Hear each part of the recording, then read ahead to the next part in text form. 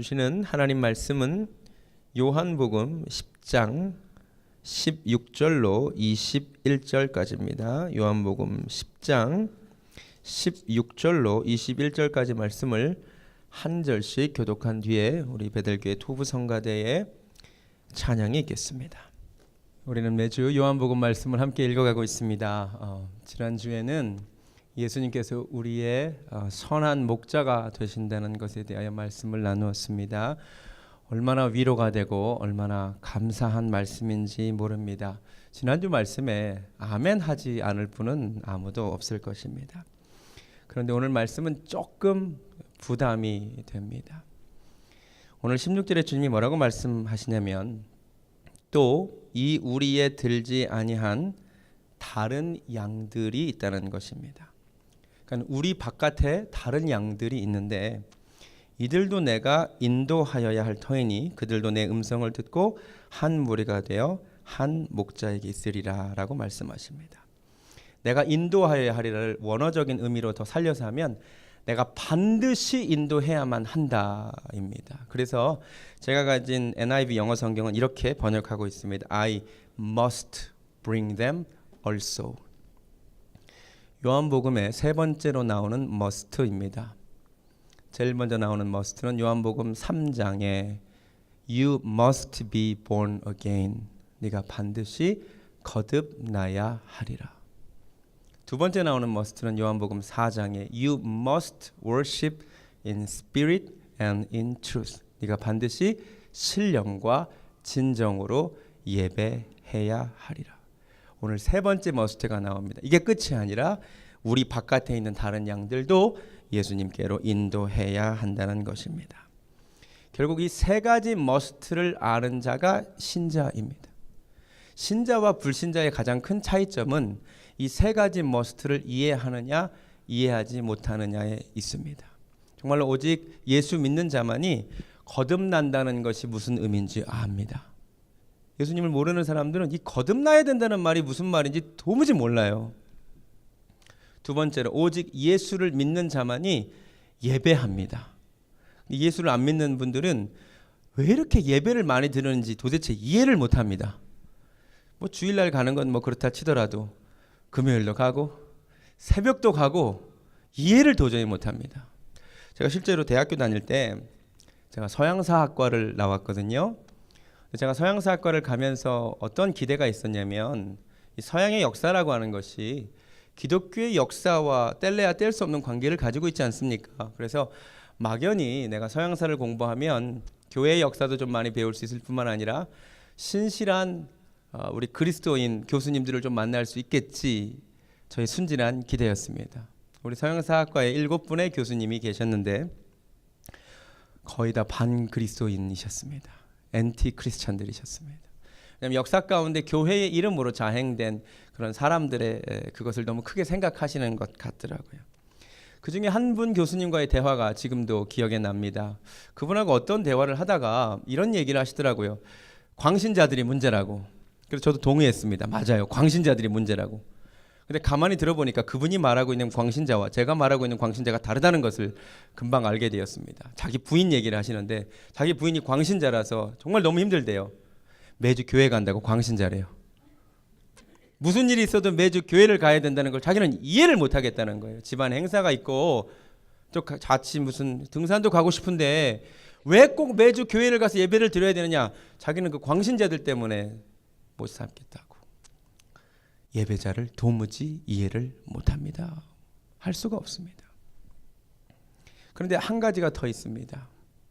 우리가 거듭나고 예배자가 되는 것이 끝이 아니라 우리는 나아가 전도해야만 합니다.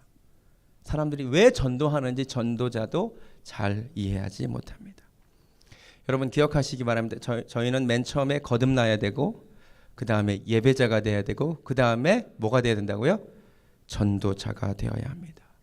자, 그런데 유감스럽게도 우리 가운데 예배자는 많은데 우리 가운데 전도자는 매우 적습니다. 한 통계에 따르면 한 교회에 전도하는 사람이 몇 %인 줄 아십니까? 한 교회에 평균적으로 전도하는 사람이 95%라고 합니다. 아무도 안 놀라시네요. 95%의 사람들은 예배자에 만족하고 살고 오직 5%의 사람들만 전도한다고 합니다. 예수님도 이미 탄식하셨습니다. 우리 마태복음 9장 한번 가보실래요? 마태복음 9장 37절.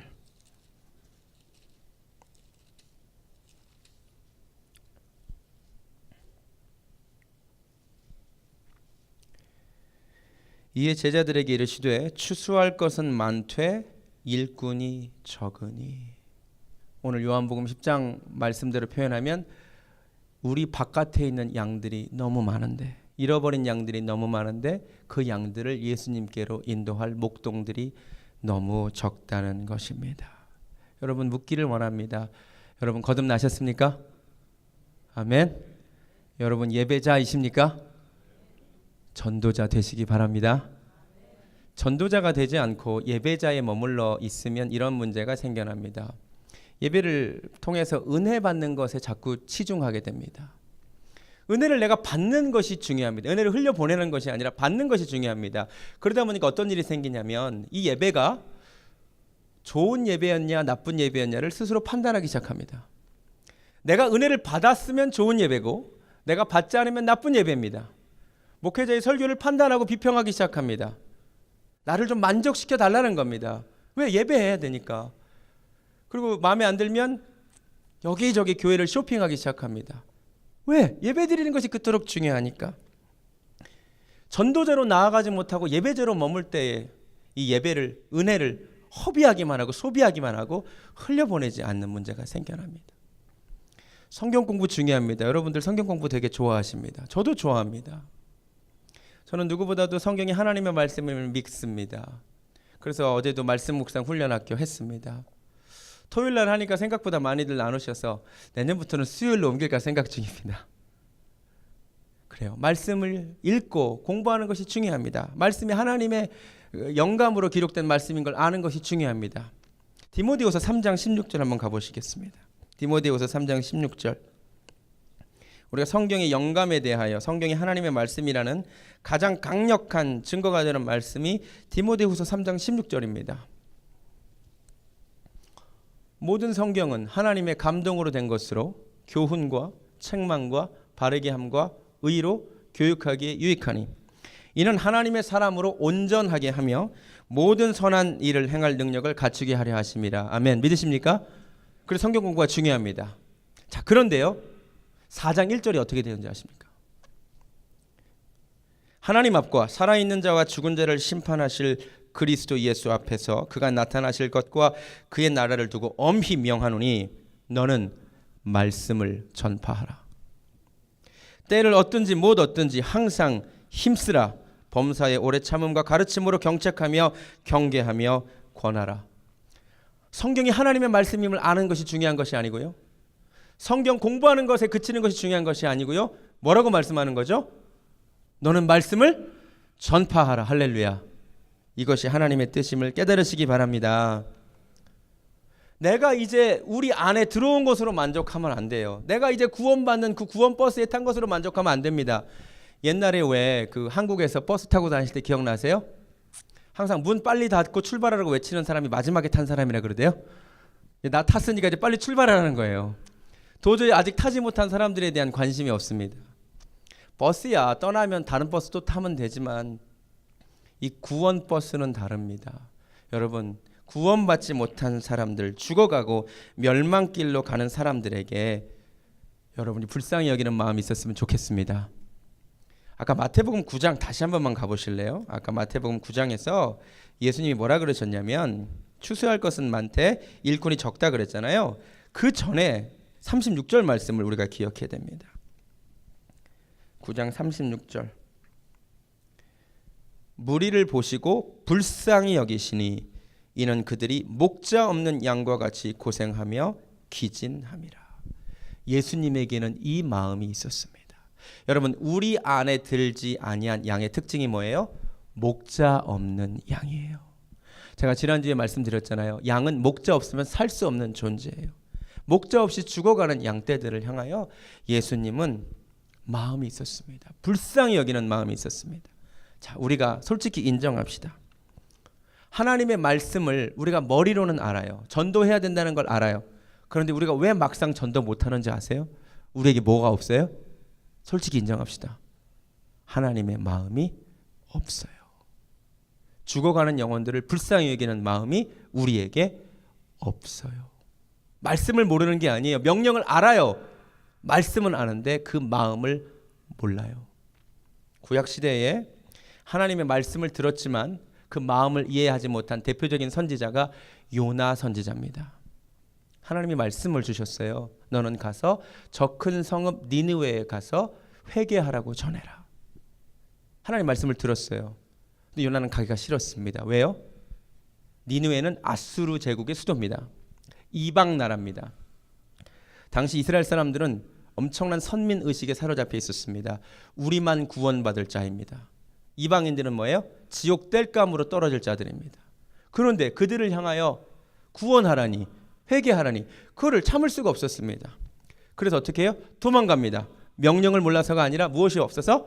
하나님의 마음을 몰랐기 때문입니다. 여러분 잘 아시듯이 큰 물고기에게 잡힙니다. 그 뱃속에 들어가서 하나님에게 회개하고 나와서 다시 살아납니다. 그리고 하나님이 또 명령을 주시죠. 니느웨에게 가서 말씀을 전하라. 우리 한번 가보실래요? 요나서 3장 말씀. 요나 3장 말씀.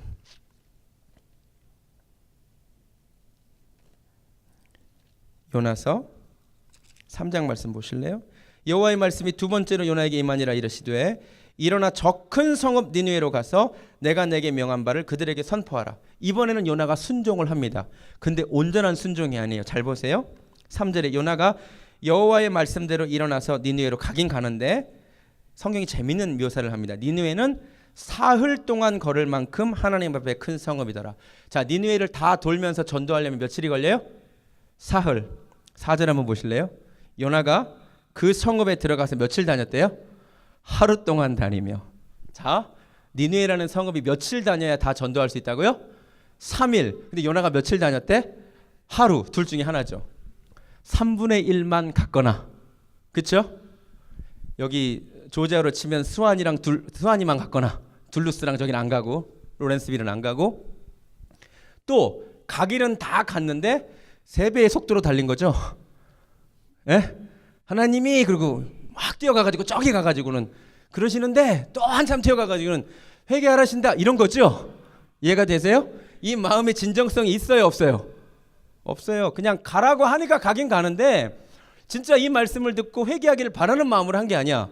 그래서 3일 길을 걸어야 갈 수 있는 길을 하루 길만 다니면서 전합니다. 근데 더 놀라운 일이 벌어집니다. 5절에 니느웨 사람들이 하나님을 믿어버려요. 금식을 선포하고 높고 낮은 자를 막론하고 굵은 배 옷을 입고 회개하는 역사가 일어납니다. 이 모습을 보고 요나가 어떠합니까? 4장 1절 요나가 매우 싫어하고 성내며.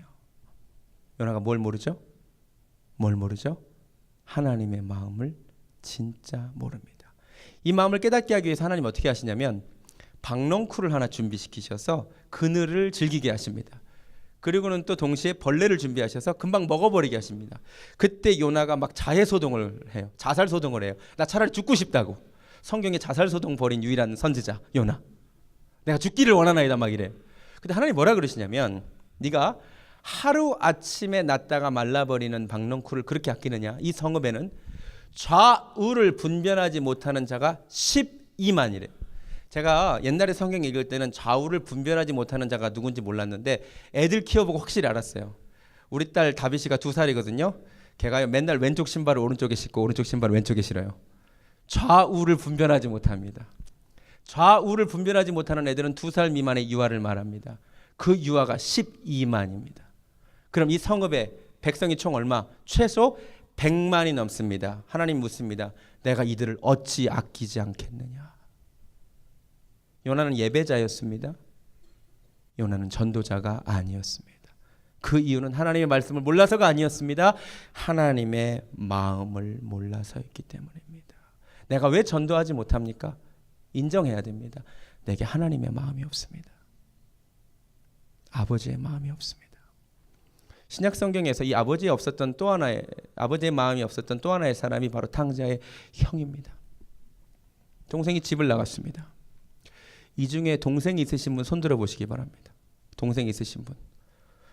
동생이 집 나가면 어떻게 합니까? 동생이 집 나가면 어떻게 해야 됩니까? 형이 찾아가야죠. 제가 어렸을 때 저는 5남매였는데 우리 막내 여동생이 희한하게 꼭 빨가벗고 집을 나갔습니다. 한 3살, 4살, 5살 이때 얘가 희한하게 잠깐 보면 옷을 꼭 다 홀라당 벗고 막 나가서 그 흙놀이 하는 거예요. 그 집에 와서 보고 이제 학교 갔다 왔는데 막내가 없으면 제가 큰 오빠로서 동네 방네를 다 쏘다니면서 찾아 헤매서 결국 제가 찾았습니다. 이게 오빠와 형이 해야 될 일입니다. 근데 탕자의 형은 늙으신 아버지가 집에 있다 치더라도 도저히 찾아 나서지 않습니다. 뭐가 없어서? 아버지의 마음이 없어. 아버지는 날마다 지금 뭐 하고 있다 그러죠? 기다리고 있다 그랬죠. 형이 그걸 봤을까요? 못 봤을까요? 날마다 잠 안 드시고 집 바깥에서 기다리시는 아버지 보고 형이 한 번이라도 그 마음 알았다면 뭐 해야 돼? 아버지 제가 한번 가서 찾아볼까요? 그죠? 그 마음이 없어요. 도저히 그 마음이 없습니다. 전도를 안 하는 이유는 아버지의 마음이 없기 때문입니다. 구약 시대 인물 중에 목자이면서 이 아버지의 심정으로 양을 지켰던 목자가 한 사람이 등장합니다. 그 사람이 누군지 아십니까? 다윗입니다. 사무엘상 17장에 따르면 다윗이 자기의 양떼를 지키는 것을 어떻게 묘사하냐면 자기가 양을 치는데 사자나 곰이 양을 물어가면 어떻게 한대요? 어머 저거 어떻게 해? 어쩔 수가 없지 그랬대요? 아니래요. 사자나 곰이 물어가도 자기가 달려가서 사자의 입을 찢고 곰의 입을 찢고 그 속에서 양을 꺼내왔대요. 이게 어떻게 가능한 줄 아세요? 양을 양으로 대하면 절대 불가능합니다. 양을 자녀로 대할 때만 가능합니다. 제가 우리 애들과 동물원에 갔는데 예를 들어 사파리를 하는데 실수로 우리 다비씨를 우리 막내를 곰이 물어갔다고 생각해봐요. 제가 어떻게 할까요? 어머 어떻게 그럴까요? 어쩔 수 없지 그럴까요? 제가 어떻게 하겠어요? 제가 나가서 가겠지요. 확신이 안 드세요? 내 자식이니까. 내가 실제로 구할 수 있을지 없을지는 모르나 내 자식이 물려가는데 가만히 있을 부모가 어딨냐고요. 얼마 전에 올랜도 그 디즈니 월드를 한 부모가 자식과 놀러 갔는데 악어가 나와서 아들을 물어간 거 아세요? 그 기사 아세요?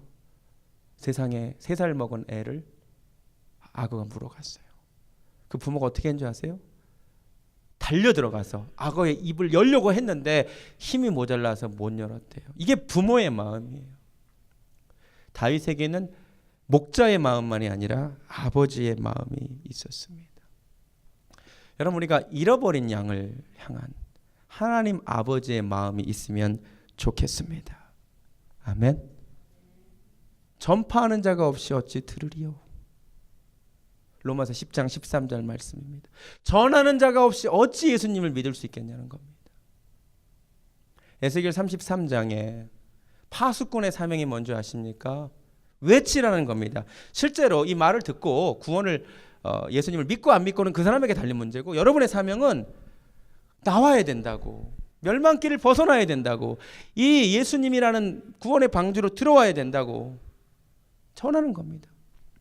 여러분 세월호 한국 사회를 가장 비탄과 아픔으로 빠뜨린 세월호 아직도 그 사고의 원인이 무엇인지 진상규명이 안 되고 있습니다. 그런데요 진상규명보다 더 슬픈 게 뭐냐면 그 사고의 원인이 무엇이었냐 그것도 굉장히 중요한데 사고의 원인이 무엇이었든 간에 진짜 우리를 슬프게 하는 게 뭐냐면 배가 한순간에 넘어진 게 아니에요. 배가 서서히 기울어져 갔습니다. 아이들이 탈출할 수 있는 시간이 충분히 있었다는 거죠. 그런데 선원들이 자기들만 탈출하고 아이들은 거기에 그냥 두었다는 거죠. 이게 가장 큰 문제 아니겠습니까? 재판 과정을 지켜보니까 실제로 한 선원은 나가다가 생각해보니까 자기 핸드폰을 두고 온 게 생각나서 자기 방으로 선실로 돌아가서 자기 핸드폰을 가지고 나온 선원이 있었습니다. 아니 자기 핸드폰은 두고 온 게 아까워서 가지러 가면서 그 아이들은 지나쳤다는 거죠. 한마디만 외쳤다면 얘들아 나가야 돼. 탈출해야 돼. 여기 희망이 없어. 빨리 나가야 돼. 한마디만 했더라면 그렇게 지탄받지 않았을 것인데 지금 그 사람들이 자기들만 살아남았다고 사람들한테 박수 받습니까? 재판받고 있습니다. 여러분, 혼자만 살아남은 세월호 선원들이 우리의 모습이 될 수도 있습니다. 하나님 앞에 가서 나만 구원받았다고 좋아하고 있는데 너는 왜 그들에게 멸망길로 가는 그들에게 외치지 않았느냐고 우리가 하나님 앞에 심판받을 수도 있습니다. 여러분, 하나님 아버지의 마음 우리가 알기를 원합니다. 성경에서 빌립 집사님은 별명이 전도자였습니다. 사도행전 21장 8절에서 그를 전도자 빌립이라고 부릅니다. 우리의 별명이 전도자가 되기를 원합니다. 이사야서를 보면 누가 나를 위하여 갈꼬라는 하나님의 한탄이 나옵니다. 그 음성을 들은 자들이 하나님의 선교의 사명을 감당해 왔습니다. 특별히 요한복음 10장 16절 말씀, 이 우리의 들지 아니한 다른 양이 내게 있어 그들도 인도해야 하리라는 이 말씀이 하나님의 음성으로 들려서 선교 사역에 헌신한 사람들이 역사상 있어 왔습니다. 18세기에 하면 미국이 아주 잘 나갈 때였습니다. 그때 누가 봐도 믿는 사람들이 가득합니다. 그때 존 엘리엇이라고 하는 목사님만 일어나서 외쳤습니다. 어느 날 하나님의 음성을 듣습니다. 이 우리에 들지 아니한 다른 양도 있다는 거죠. 누가 있어요? 아메리칸 인디언들이 있잖아. 원주민들이 있잖아. 그래서 그 음성을 듣고 아메리칸 인디언 선교에 나선 분이 존 엘리엇이라는 목사님. 사진을 보여주시기 바랍니다. 북아메리카 인디언 선교의 대부. 모든 사람들이 다 백인들만 쳐다보면서 이제 다 예수 믿는 사람들로 가득하다라고 할 때 아니야, 이 우리에 들지 아니한 다른 양이 아직 있어. 그래서 인디언 선교를 위해 42년간 헌신한 사람이 존 엘리엇입니다. 19세기에는 허드슨 테일러라고 하는 사람이 그 당시에 이제 이 정도면 선교가 많이 됐다라고 사람들이 위안할 때 아니다, 아직도 이 우리에 들지 아니한 다른 양이 있다는 하나님의 음성을 듣고 차이나 인랜드 미션, 중국 내지 선교, 오지 선교 만든 사람이 허드슨 테일러입니다. 똑같이 요한복음 10장 16절. 데이빗 리빙스턴이라는 사람이 있습니다. 이 사람 유명하죠. 아프리카. 이 사람을 아프리카로 부르신 말씀이 요한복음 10장 16절입니다. 이 우리에 들지 아니한 다른 양이 아직 있어. 이 사람의 죽을 때 묘비명이 요한복음 10장 16절입니다. 이 우리에 들지 아니한 다른 양이 아직 있어. 그들도 인도하여야 할 터인데.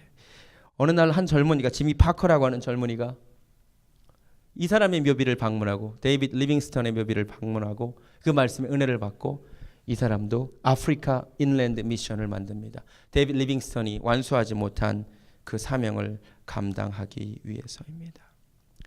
우리나라에도 바로 이 마음으로 사명을 쫓아 예수님의 마음을 가지고 잃어버린 양들을 쫓아 일하시는 분들이 계십니다. 제가 영상을 하나 가져왔는데 이요셉 전도사님이라는 분인데 굉장히 도전이 됐어요. 지금 대한민국 청소년들이 진짜 큰 문제래요. 근데 그들을 목자의 심정으로, 아버지의 심정으로 찾아다니는 한 분이 계신데 한번 보시기 바랍니다. 막 예수 믿어라 이런 거는 사실 들리지도 않죠. 예수님 믿는 사람 정말 싫어요. 진짜 그냥 꼴보기 싫어요. 왜 그 단위를 모르겠어요? 우리가 선교지를 집계를 낼 때 5% 미만이면 이제 미전도 종족이라고 얘기를 하거든요. CCC에서 낸 통계에 의하면은 청소년들의 복음화율이 3.5%. 사실 그런 말들 많이 해요. 교회 안에 청소년들이 없다. 그런데 사실은 교회 바깥에만 가더라도 얼마든지 많이 있거든요. 딱 순간 내가 술 존나처럼 무서워 나서 뒤지고 싶어. 진짜 인생은 짧고 굵은 거야. 그게 멋있는 인생이야. 아니라니까. 진짜 죽고 싶다. 내가 널 살릴 거다. 교회로. 교회 가자. 교회야. 집에 가면. 야, 교회 좀 와 이제.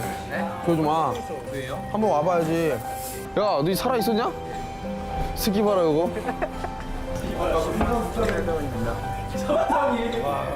만날 때마다 거의 20만씩. 야, 우리 내년에 이제 진짜. 야, 눈빛이라도 교환해주고 가라 자식아. 나한테 배운 거냐? 가.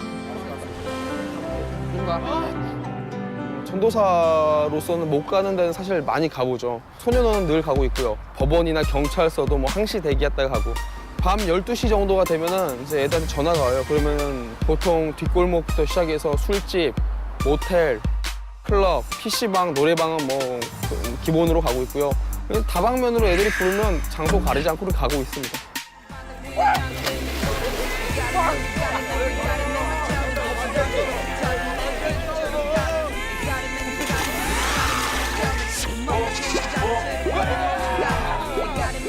첫인상은 그러니까 딱 봤을 때는 좀 험악하게 생각을 하게 되는데 그냥 첫 마디 나누는 순간부터 좀 진짜 그냥 동네 형처럼 잘 대해주시는데 착해요. 멍청하게 착해요. 아 자기도 막 손해 보면서 막 애들한테 잘해주고 뭐 간식도 사주고 막 얘기도 들어주고 막 도와주니까 좀 저희가 보기에도 좀 답답하죠. 제가 만약 전도사님이었으면 포기했을 것 같아요.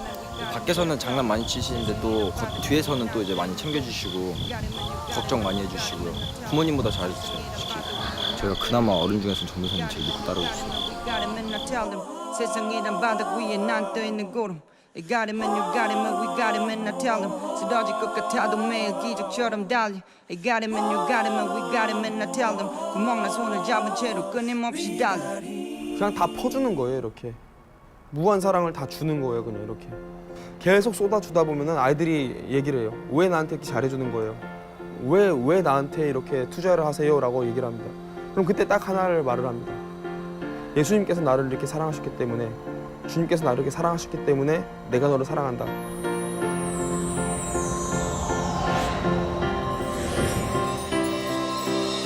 내가 왜 너희들을 포기치 못하냐면 딱 하나야, 딱 하나, 진짜로. 이들이 예수를 만나면은 달라져. 너희들이 지금 인생이 다 쓰레기인 것 같을 때도 있어. 세상은 지금도 너희들을 계속 손가락질을 해. 왜냐하면 너희들이 부족하다는 거지, 악하다는 거지, 죄를 많이 진다는 거야, 찌질하다는 거야. 나는 진짜 기대하는 게 있어. 소년은 들락날락 거리고 막 이렇게 사고치고 하는 너희들이 하나님 딱 만나잖아? 그러면 그 모든 사건들이 나중에 돼서는 진짜 하나님의 일을 드러내는 일이 될 거야. 니들이 예수를 만나야 변화가 있다는 거야. 어느 순간에 역전을 하게 된 거야. 왜? 누구 때문에? 예수님 때문에. 그래서 하나님 만나려고요.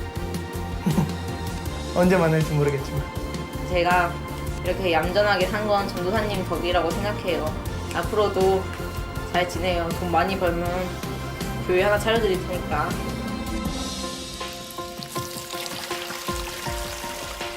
사실은 이 사역에 대해서 많은 분들이 밑 빠진 독에 물 붓기라고 얘기를 하시더라고요. 근데 사역을 해보니까 저희는 독도 없어요. 그냥 맨바닥에 계속 물을 붓는 거예요. 쏟아붓고 쏟아붓고 쏟아붓고. 계속 붓다 보면은 하나님께서 잘하게 하시더라고요.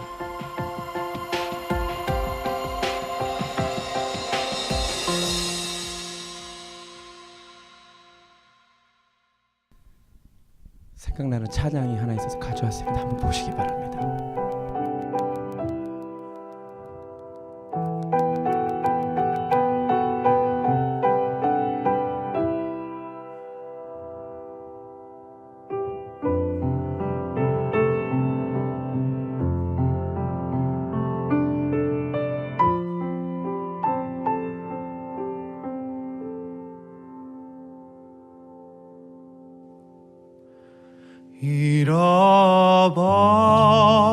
잃어버린 양 한 마리를 찾아 우리 주님 이 땅 위에 찾아오셨네.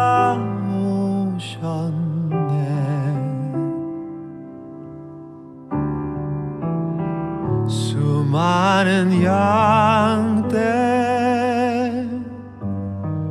그 가운데 길 잃은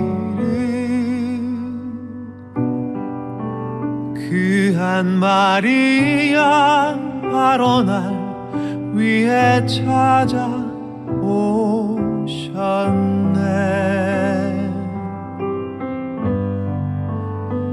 아무리 작은 자 하나도 잃지 않으시며 모두가 그곳에 하늘의 아버지 집에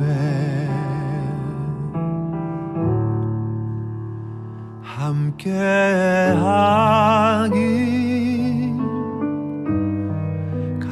간절히 바라시는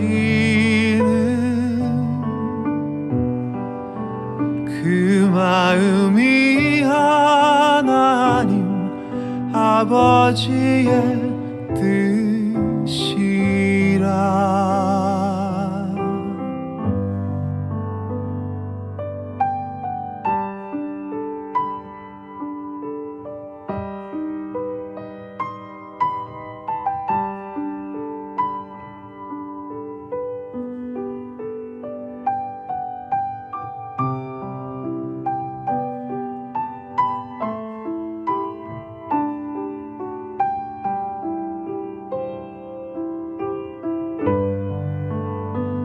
아무리 작은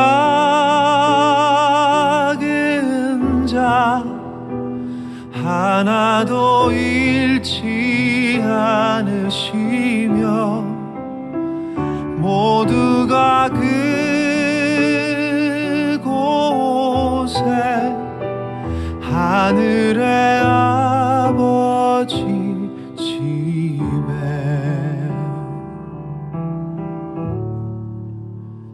함께하기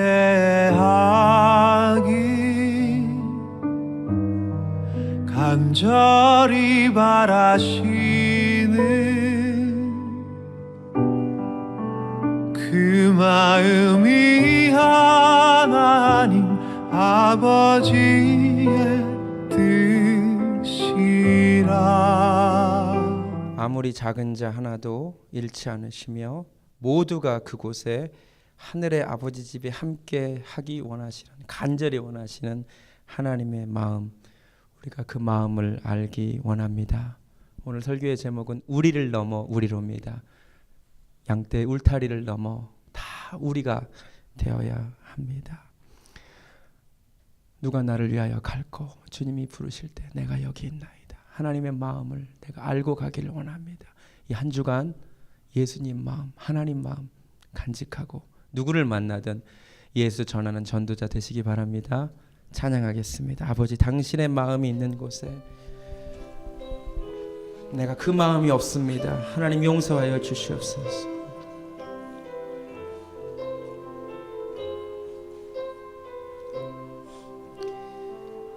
아버지, 당신의 마음이 있는 곳에 나의 마음이 있기를 원해요. 아버지, 당신의 눈물이 고인 곳에 나의 눈물이 고이길 원해요. 아버지, 당신이 바라보는 영혼에게 나의 두 눈이 향하길 원해요. 아버지, 당신이 울고 있는 어두운 땅에 나의 두 발이 향하길 원해요. 나의 마음이 아버지의 마음 하라. 내 모든 뜻 아버지의 뜻이 될 수 있기를. 나의 온 몸이 아버지의 마음 알아. 내 모든 삶 당신의 삶 되기를. 다 같이 눈을 감습니다. 이 우리에 들지 않은 다른 양이 아직 있어 그들도 인도해야만 한다는 예수님의 마음이 우리에게 있기를 원합니다. 아버지, 집 나간 자식이 돌아오기를 기다리는 아버지의 마음이 내 안에 없나이다. 거듭난 것에 감사하고 예배자 된 것에 만족합니다. 용서하여 주시옵소서. 이제 예배자를 넘어 전도자로 거듭나게 하여 주시옵소서. 너는 말씀을 전파하라. 때를 얻든지 못 얻든지 전파하라. 너는 온 천하에 두루다니며 나의 증인이 되라고 하셨사오니 이 시간 아버지 말씀하시고 만져주시고 하나님의 마음 가지게 하여 주시옵소서. 이 시간 하나님이 말씀하여 주신 줄로 믿고 감사를 드립니다. 이제는 우리의 선한 목자이실 뿐만 아니라 우리 안에 들어있지 않은 다른 양을 향해서도 관심을 가지고 계시고 그들을 목자 없는 그들을 인도하기를 원하시는 우리 주 예수 그리스도의 은혜와 집 나간 자식 돌아오기를 바라시는 하나님 아버지의 극진하신 사랑과 성령님의 역사하심이 이제 아버지의 마음 알아 우리 바깥에 있는 잃어버린 양들 불쌍히 여김으로 그들을 예수 앞으로 인도하는 데 도구로 쓰임받기를 소원하는 사랑하는 베델교회 성도님들 머리 위에 지금부터 영원까지 함께 하시기를 간절히 축원하옵나이다.